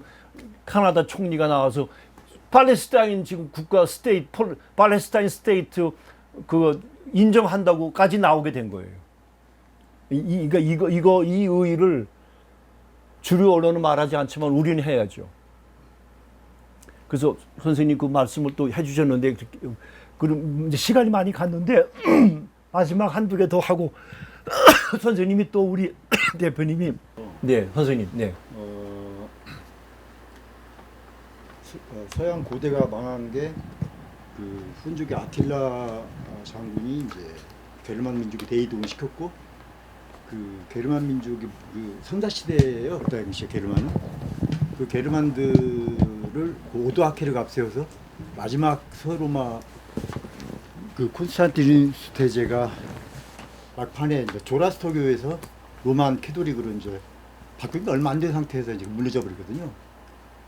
그 오도아케르를 그렇게 끌어서 유럽까지 그 반달, 동구트, 소구트, 부르근트, 앵글로, 그다음 짝센 이런 그 게르만 부족들을 그렇게 몰아붙인 건 훈족의 아틸라 장군이 그렇게 했고 그래서 서양 고대가 이렇게 망하고 서양 중세자 징기스칸 그 크림반도에다가 흑사평 이렇게 한 거 다 아는 사실인데 그 서양 고대와 중세가 이렇게 이제 망하게 되는데 그 훈족은 1994년 독일의 제2공영 JDF에서 방영한 게 그 훈족을 추적을 했는데 그게 바로 어디냐? 동아시아 맨 끝에 신라와 가야 또는 고구려 네. 그 땅에서 이렇게 비롯됐다. 그 1994년에 독일 공영 TV에서 이렇게 방영을 했어요. 네. 그러면 고대와 중세가 그렇게 몰락을 했고 지금 말씀하신 대로 이제 붕괴가 되고 있는데 근대죠, 근대. 예, 근현대에 걸쳐서 이렇게 이제 네. 이제 서양의 몰락이 오게 되는데 그러면 고대와 중세에 관여했던 우리 동이족들이 네. 그렇게 한 건데 지금 징기스칸은 고구려의 대조영 고구려가 대무신왕이 그 3대 그 그 고구려를 만든 그 누굽니까? 그 주몽. 네. 주몽의 아들인 그 둘째 아들 저기 유리왕. 유리왕. 유리왕의 아들이 대무신왕이에요. 예. 그래서 그 대무신왕의 그 후손들이 무의 신이거든요. 그 네. 후손들이 그 무의 신인 그 후손들이 대조영과 대중상 장군이 네. 그 후손으로 내려가서 결국에는 고구려 네. 망한 뒤에도 고려. 발해를 만들었고 발해. 대진국 정식 국호가 네, 대중. 발해라고 하는 거 자꾸 짱골라들에게 네. 우리 공간 넘어가면 안 됩니다. 네네. 정식 국호 그 파하이. 문서까지 다 발견됐어요. 네네. 그 대조영 대중상 장군 후손들이 나중에 그 대씨들이 태무진 그 태무진. 몽고말로 네. 그 징기스칸의 아명이 태무진이에요. 네. 그 대씨의 네. 이어서 태무진. 네. 그래서 징기스칸이 이제 그 대진국의 후손인데 네. 이제 그런 거 지금 뭐 다 밝혀졌죠. 밝혀졌어요. 예, 예, 밝혀졌어요. 전은철 박사가 예. 그 서울대 많은 분들이 말씀하십니다. 그 의무 합격해가지고 북방 언어 전공을 해가지고 그 책을 또 내고 해서 이제 그 징기스칸의 족보를 다 그 사람 네. 수집해가지고 다 네. 한 건데 그러면 결론적으로 네네. 그러면 근현대를 이렇게 마무리 짓고 네. 새로운 아까 축이 이제 변경됐다고 이제 했는데 네. 그 새로운 포스트 현대로 네네. 이제 이끌어야 되는 포스트 1국. 예. 앞으로 네. 2025년, 2026년을 이제 지나서 앞으로 그걸 대비를 해야 되고 그 우리가 또 대처를 해야 우리가 이제 또 생존을 하니까 이제 거기에 대한 좀 연구도 앞으로 좀 있으셨으면. 그건 선생님이 다음에 발표하십시오. 다 한번 보시고 계시겠지만 선생님 연세도 적지 않으시고 또 당신도 정말 박사학위를 몇 개나 가지셔도 부족하지 않으실 분 많이 공부하신 분인데 지금 학생도 저런 학생이 없어요. 2시간 넘게 지금 계속 노트하시고 자료 찾고 그게 감동이 될 정도로 먼저는 선생님 감사드리고 이제 여기서 선생님이 말씀하셔야 되는데 제가 앞에서 혼자 떠들었습니다. 그 선생님 말씀해 주신 그 질문은 우리가 다음번에 그 주제 갖고 선생님도 발제 준비하시고 저도 준비해서 저는 사회과학자라고 흔히 얘기해요. 선생님은 일종의 역사학자 아니면 고대사학자 그런 시각에서 우리가 지금 이 포스트 일극 시대, 그러니까 포스트 유니폴라 이 시대를 넘어서 멀티폴라 시대에 대한 저는 어떤 책을 먼저 2023년에 냈는데 제가 그 다음 책을 앞으로 몇 번은 더 써야 될 것 같다고 그랬어요. 그 책을 쓸 때도 이걸로 끝나지 않을 거라고. 다국 시대가 탄생하는 거를 그때 그 시대에 맞게 썼는데 그래서 선생님은 고대 특별히 우리 이 동이족 그러니까 우리 고대 환군 시대, 단군 시대, 환단 시대 이 시대에 대한 그런 연구 전문가로서 포스트 이 일국 시대 이후에 특별히 동이족이 끼친 영향 인류에 아까 저는 지금 다국 시대 창출에 아주 직접적인 그 선두 피땀 흘리면서 선두 역할을 우리 민족 동이족이 한 것을 예로 조로 공동선언과 조로 그 얘기를 말씀드렸잖아요. 그러니까 이제 그거와 관련해서 미래 인류와 관련한 그 부분에 대해서 선생님은 고대 사학자로서 좀 말씀하시고 저는 사회과학자로서 그러니까 저는 사회과학자입니다. 그러니까 저는 고대 사학은 과외로 공부해서 지금 관심을 갖고 있는 거고 연구가 부족하고 전문성이 아직 없고 저는 이쪽 분야에서 지금 그러니까 지오폴리티컬 지정학적 혹은 지오이코노믹 지경학적 혹은 요즘 지오스트래테직이라고 말하는 지전략적 측면에서 포스트 인류 시대에 대한 거를 준비해서 공동 발제를 하면 어떻겠는가 싶은 생각이 듭니다. 오늘 아유, 지금. 저 따라가기도 힘들어가지고. 예. 하여튼 그래, 힘들어요. 그래서 마무리를 그럼 선생님 제가 이걸로 마무리할게요. 네. 그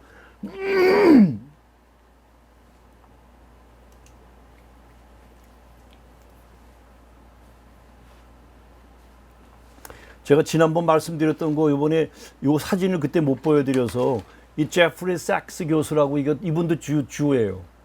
그래서 세계적인 주예요. 양심적인 주예요. 근데 이분이 그 코로나 바이러스 이 문제가 범세계적으로 문제가 될 때 바로 첫 해인가 두 해째에 랜색 제가 이름이 맞다면 랜색인가 하는 세계적 권위의 의학 어떤 그 조직에서 이분과 여러 명의 과학자들에게 이 코로나 문제에 대한 연구 조사를 부탁을 해서 그걸 책임지고 2년 연구한 끝에 이게 여기 쓴 대로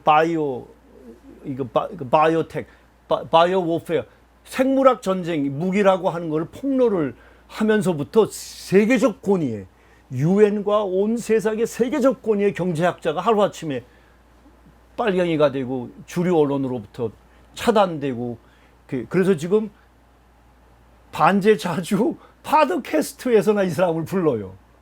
근데 이분도 지금 트럼프를 그동안 막 이렇게 하다가 최근 트럼프가 막 전쟁 얘기 나오고 그러니까 이분도 헷갈리셨어요. 이분마저도 헷갈리고 있어요, 지금. 이분마저도. 그러니까 이런 오히려 무명이었지만 이 유고슬라비아 연방 국적으로 있다가 거기에 크로아시아 국적어에 지금 이 전문가로 대표되는 분들이 지금 제가 지난번에 소개했던 12일 전쟁 관련해서부터 트럼프와 이란이 그게 세계 레슬링 챔피언십 같은 거였다고 표현한 사람이 이 사람이에요. 이거고 이번에 이분도 미국 평론가인데 이 사람은 이 사람하고 대담했다가 너무 큰 차이가 나니까 그 중간에 인정을 왜냐면 논리적으로 이 사람 말이 옳은 거예요. 그러니까 이 사람이 자기 입장을 접고 그거를 너무 감동이 됐어요. 이게 세계적인 평론가인데 같은 평론을 1시간 넘게 하면서 자기가 한 말이 안 되는 거예요. 그리고 결론에서 자기가 한 말로 하면은 설명이 안 되는 거예요. 근데 이 사람이 논리적으로 차분하게 하니까 그 대담 진행 중에 온 세상이 보고 있는데 인정을 하더라고요. 제가 이걸 그래서 따왔어요. 이번 그래서 저는 핵전쟁 미국 러미 핵전쟁 조미아이도 없고 러미도 없고 그리고 중미도 없어요. 그리고 대만 문제도 잘 해결될 거예요.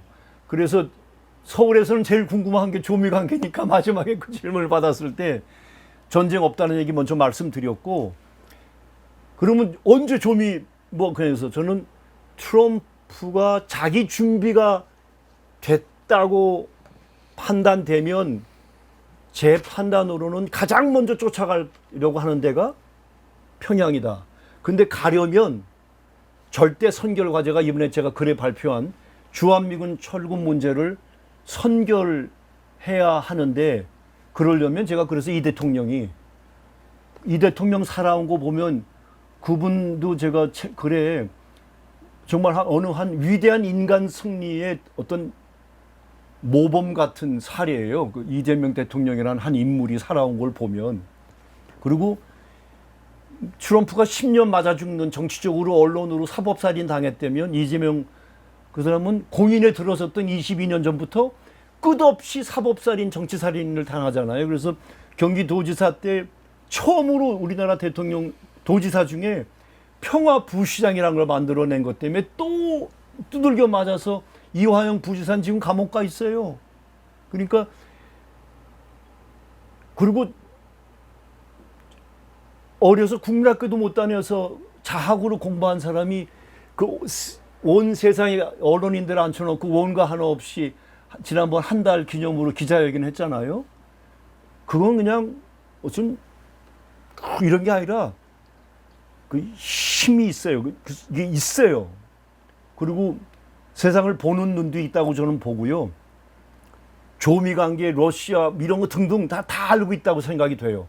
근데 대한민국이라는 그 제한된 현실에서 그는 단어를 선별해야 되고 함부로 말할 수도 없고 한미일 동맹을 말할 수밖에 없고 한미동맹 강화를 말할 수밖에 없는 제한된 현실 속에서 있지만, 그가 국민주권을 맨 앞에 두는 국민주권 정부를 했을 때 제가 그래 말씀드린 것처럼 이거는 쉽게 말하면 옛날 말로 빨갱이, 아니 5,200만의 절대 다수가 다 국민인데 그들을 최우선 하겠다는 건,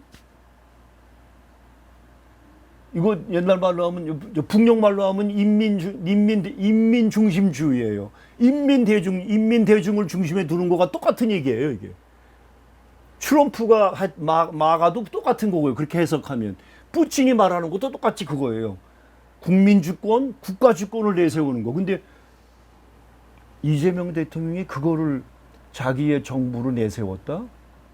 그냥 내질렀을까? 저는 그가 이제 대통령으로서 그도 목숨 같은 거, 예를 들면 어떤 두려움 같은 거, 뭐 퇴임 뒤를 걱정, 그런 인물은, 그런 자잘한, 그런 쫓아난 인물은 아니라고 생각이 돼요. 그리고 죽음을 나름대로 끝없이 넘어오고 온갖 고난을 딛고 일어서서 여기까지 온 사람으로서 어떤 대통령 직이나 어떤 명예나 이런 데 연연할 사람이라는 생각이 저는 안 들어요. 그래서 어떤 저의 이재명이라는 한 인물을 읽는 제 눈으로 볼 때 제 글이 그에게 가닿기를 바라요. 그 주변에 가까운 인물들 중에 저를 아는 사람들이 있어요. 그래서 그가 어떻게 할지 모르지만 그 트럼프에게는 김정은 국무위원장을 만나려면 주한미군 철수 문제를 해결하고 평화협정을 다 사전에 사인 수표해서 들지 않고는 평양 갈 수가 없는데, 그걸 이재명 대통령이, 트럼프가 공언한 게 있잖아요. 주둔비 인상해라, 분담금 인상하라면 데려가겠다고 했으니까 그 말 그대로 받아서 내지르면, 제가 그렇게 일갈할 수 있으면 트럼프는 명분을 주잖아요. 그러면 군대 빼겠다 그러면 군산복합체가 이렇게 칼로 찌르니까 그걸 자기가 말을 못 하는데 명분을 만들어 주니까, 유럽에서 그 돈 못 낸다고 그래가 그럼 빼가겠다고 해서 지금 유럽에서 빼가기 시작했잖아요. 독일에서 빼가기 시작했잖아요. 그러니까 대한민국도 이재명이 퇴임 뒤니 뭐니 이런 거 생각 안 하고 자기 살아온 어떤 그거 갖고 트럼프 주둔비 인상 문제 때에 더 이상 못 올린다고. 그럼 트럼프는 자기 약속대로 데려간다고, 데려가시라고 만 할 수 있다면, 가정이죠. 그리고 이재명 대통령은 이재명 대통령대로 어떤 상황, 어떤 포위, 어떤 감시, 어떤 놈이 어디에 어떻게 있는지 아직 아무도 모르고, 제가 그래도 밝혔지만 이재명 대통령도 대선 때 암살 위협을 받았잖아요.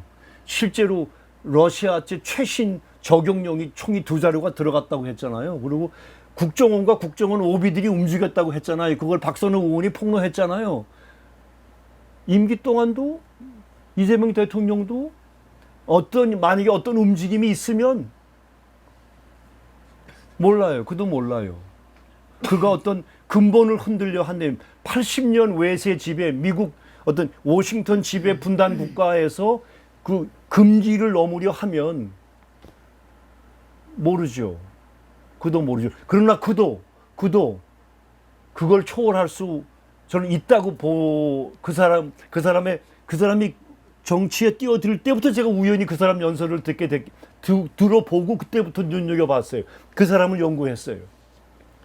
그래서 그걸로 마무리를 한다면 그런 만약에 어떤 트럼프가 평양을 가려면 그냥 못 갑니다 이제는. 그리고 이번에 김여정 부부장 공교롭게도 제 글이 여기저기 통해서 통신 통해서도 알려지고 여기저기 통해서 북에도 들어갔겠죠. 근데 첫 번 담화에 조한이라고 새로운 반응, 조한 관계라고 하면서 이렇게 선을 걷는데 거기 분명하게 말은 그렇게 해도 이번 겨울에 또 을지 무슨 훈련이니 무슨 훈련이니 군사훈련 여전히 할 거 아니냐 니네. 말하고 행동이 다를 텐데 그거 안 할 수 있느냐. 만약에 이재명 대통령 그랬더니 정동영 통일부 장관이 당장 그거 일정 조정 얘기를 했잖아요. 그게 할 수 있는 최선인 거예요. 감히 미국과의 공동 군사 미국 시키는 일을 일정을 바꿔보겠다. 그래서 올해 안 할 수 있다. 그런 것부터 예를 들면 그래서 그리고 바로 이어서 하루 뒤인가 이틀 뒤에 미국한테 메시지 보내잖아요. 네, 그러니까 저는 저대로 그 글이 제 글 나가고 그 담화가 나온 뒤에 여러 사람들이 또 연락을 해와서 그럼 이거 어떻게 이거 뭐 다른 겁니까 같은 겁니까? 근데 그건 국가를 발언하는 저야 학자인데요. 학자고 통일 우리 민족을 하나의 민족으로 보는 사람으로 그렇게 이제 하는 거니까 서로 보는 시각이 지금 다를 수 있고 있는 게 다르지만 그건 국가죠. 그 국가대로 존중하는 거고 저는 개인 학자로서 한 거니까 그래서 저는 트럼프가 이걸 다 이루고 그가 살아서 저는 그 글에 트럼프 시대 아니면 다시는 그런 기회가 안 올 거라고 제가 감히 그랬어요. 왜냐하면 트럼프 같은 인물이 다시 미국 대통령 역사에 나타나지 않을 거라고 저는 판단해요. 그러니까 우리 민족의 운명이 함께 걸려있는 이 주한미군 철수 문제를 이번에 지금 서울도 남녘에서 싸우는 분들은 국가보안법 먼저 철폐부터 시작했더라고요. 그래서 지금 단신 농성에 들어가고 싸움을 하고 계시는데 아직은 주한미군 철수 얘기는 아직 덜 공론화됐지만 어느 순간에 이게 공론화되기 시작하는 건 다극세계, 일극세계의 힘에 이거 기울어지고 푸틴 대통령과 예를 들면 전격적인 평화 어떤 게 일고 그다음에 시진핑 주석도 만나고 이렇게 해서 이 기운이 바뀌기 시작할 때쯤 어떤 기회가 올 때 그래서 이재명 대통령과 2주 뒤에 만난다고 하죠. 이번에 회담 관세 타결되면서 2주 뒤에요, 2달 뒤에요. 2주 뒤니까 모르죠. 어떤 언젠가 만나게 될 때 만약에 그 둘만이 대화를 나눌 수 있게 될 때 그 두 국가 지도자가 만약에 어떤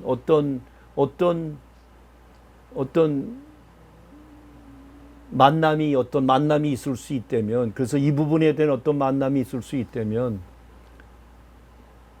그래서 결과적으로 세계 레슬링 챔피언십 같은 어떤 그런 서울에서는 약속 대련이라고 약속 대련처럼 할 수 있다면 그렇게 해서 80년 만에 주한미군 철수 문제가 만약에 꿈 같은 일이 현실이 된다면 임기 내에 저는 그것만 해결되면 트럼프는 평화협정 체결 선택할 것 같아요. 물론 내다보는 겁니다. 전망하는 겁니다. 그래서 오늘 그 얘기로 오늘 이 시점에서의 정세를 분석하면서 우리 민족과 관련된 부분에 최근에 제가 저로서는 그 글을 메모리할 때 제가 몇몇 분들 평생을 아는 분들에게 제가 이 글을 세상에 발표한 지 올해가 만 31년인데 94년 12월에 말지에 제가 글을 처음 발표한 때로부터 31년 했는데 70이 넘은 살아오면서 처음으로 어쩌면 제 생애의 가장 중요한 글을 제가 세상에 감히 내보내는구나 싶을 정도로 어떤 그런 게 참 쉽지 않은 감정을 겪었어요. 그래서 그런 얘기까지 전해드리면서 좋은 꿈을 꿉시다. 좋은 세상을 미래를 꿈꾸고. 트럼프 입장에서도 그 조미 평화협정이 없이는 정치적으로 절대 성공하지 못하죠. 맞습니다. 그게 가장 중요한 네. 엔딩이라고. 네, 근데 쉬운 거는 거의 우크라이나 문제는 종점이 가고 있어요. 군사적으로도 끝났고, 그래서 요즘은 우크라이나는 그 키예브까지 접수할 것 같아요. 왜냐하면 더 이상 거기 신나치가 뿌리 내리지 못하게. 왜냐하면 자꾸 기회를 줘요, 서방에서. 자꾸 무기 갖다 주고 자꾸 안을 때리니까 명분을 줘서 이젠 푸틴 대통령은 그 마음까지 먹었다는 주장이 러시아 안에서 나오기 시작해, 학자들 속에서. 저는 그러길 바라고 있고, 그래서 그렇게 되면 트럼프, 푸틴, 트럼프, 그러니까 미로 정상회담이 열리고, 그 다음에 시진핑 주석과의 미중 열리고, 그 다음은 피날레. 네, 그가 살아서 자기 마지막 남은 임기 4년 뒤에 J.D. 벤스에게 자기 바톤을 물려주기 전에 평양을 찾아갈 수 있다면, 그러면 진짜 그거 쓸모없는 거지만 하여튼 명분이라도 노벨상 진짜 의미가 있죠. 두 분이 받는 거죠. 저기 김정은 위원장하고 그 트럼프 대통령이 온 세상이 박수를 받을 수 있는 노벨 평화상 수여자가 되겠죠. 그걸로 오늘 저기 두 번째 2차 민족통신 주최 원래 정세 강좌를 모두 마치겠습니다. 고맙습니다. 수고하셨습니다.